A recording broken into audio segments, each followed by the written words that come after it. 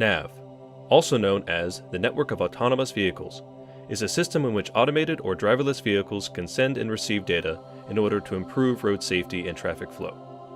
NAV uses available wireless infrastructure and protocols to relay critical data from vehicle to vehicle and coordinates traffic movements via a central control server.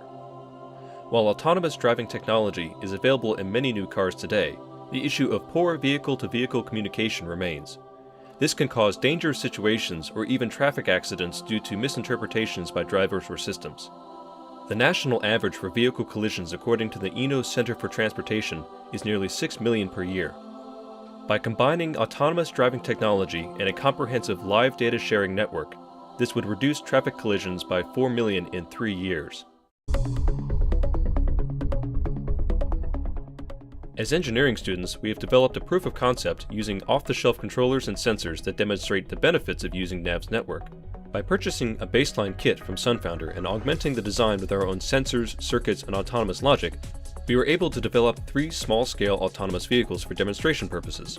There are 4 primary devices on each car. The Raspberry Pi 3, programmed in Python, handles all inputs and outputs. The motor driver provides power to the 6-volt motors. The DC buck converter takes power from the lithium-ion batteries and converts it to 5 volts DC, and the servo driver controls the pulse width to both the steering servo and the motor controller. The external components to these devices are the 6-volt DC motors, which drive the back wheels, the SG Mini Servo, which directs the steering, the infrared line sensors, which read light versus dark colors, the infrared object avoidance sensors, which detect obstructions, the ultrasonic sensor, which determines object distance, and the RFID scanner reads RFID tags underneath each lane and determines location based upon each card read. The combination of these sensors and controllers allows the autonomous vehicles to navigate their environment effectively.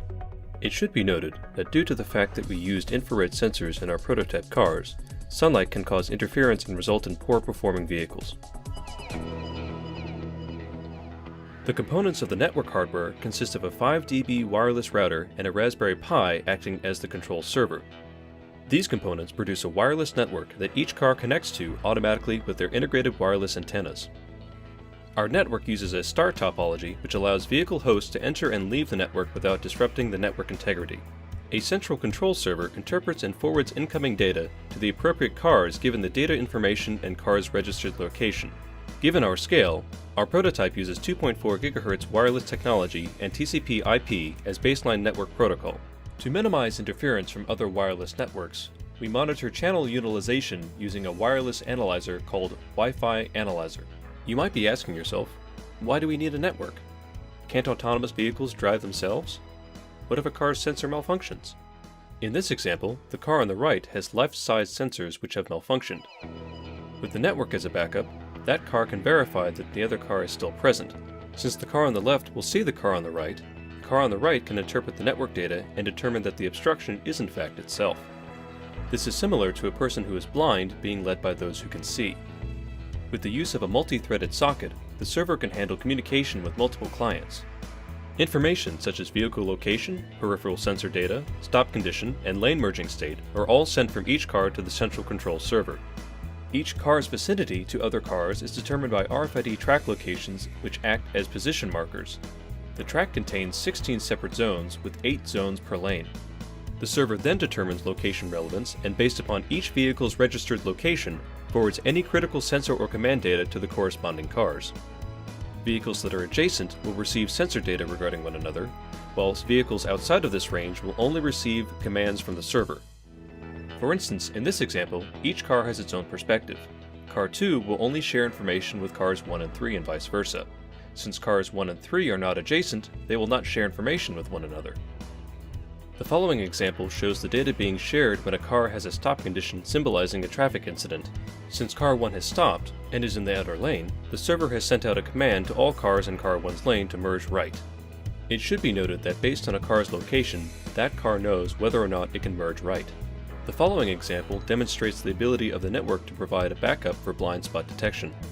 Car 3 is on the left side of car 1, demonstrated by car 1's left sensor seeing car 3, and car 3's sensors seeing car 1. Each car also has predetermined procedures based upon data read by its own sensors and received from the network.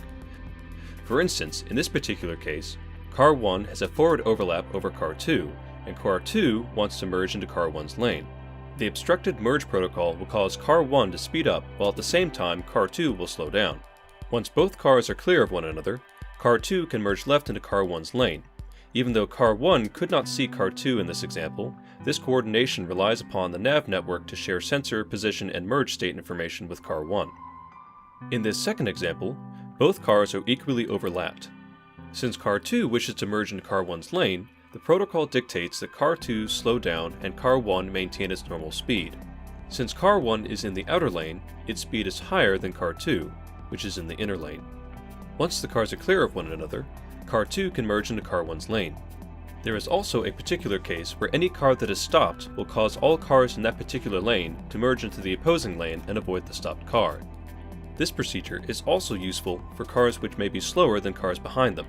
When a faster car comes up to a slower car, and this causes the faster car to slow or stop, the slower car will receive a merge command and merge into the opposing lane to give way to the faster car.